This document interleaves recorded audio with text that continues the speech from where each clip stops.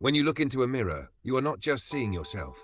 You are seeing the living evidence of survival, not once, not twice, but over and over, across an unbroken line of 70 generations since the year zero.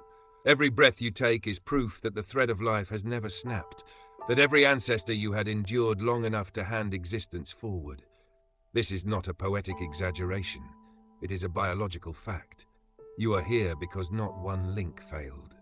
The lottery of existence. Consider how fragile life was for most of human history.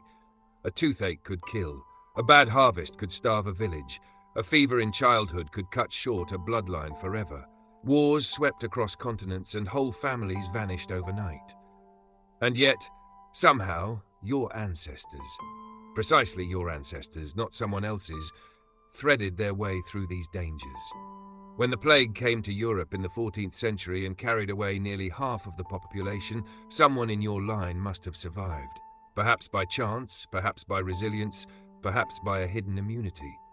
When Mongol horsemen thundered westward in the 1200s, burning and remaking civilizations, someone in your line endured the fire. The unspoken truth is that for every person alive today, their family tree is made of survivors of calamity. The proof of their survival is sitting right here, you. The silent victories. These survivors were not all kings, generals, or heroes sung about in chronicles. Most were ordinary people whose triumphs were invisible, yet no less decisive. One ancestor learned how to store grain so it did not spoil in a damp year.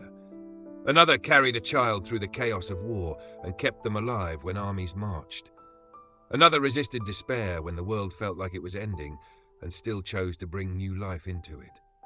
These small, stubborn victories, cooking food, finding shelter, hiding in the right place, falling in love against the odds, are the real foundations of civilization. Without them, the great achievements we celebrate in history books would have no continuity. The fact that you exist is also a testimony to biology's resilience. You are not just the descendant of kings or peasants.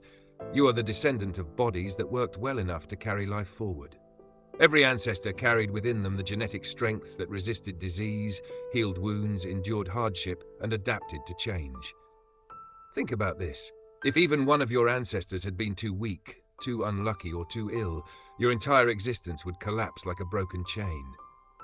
The resilience of blood is not abstract. It is you, right now, breathing. The hidden moments. There are moments in your ancestry that were never recorded, but which mattered more than most of recorded history.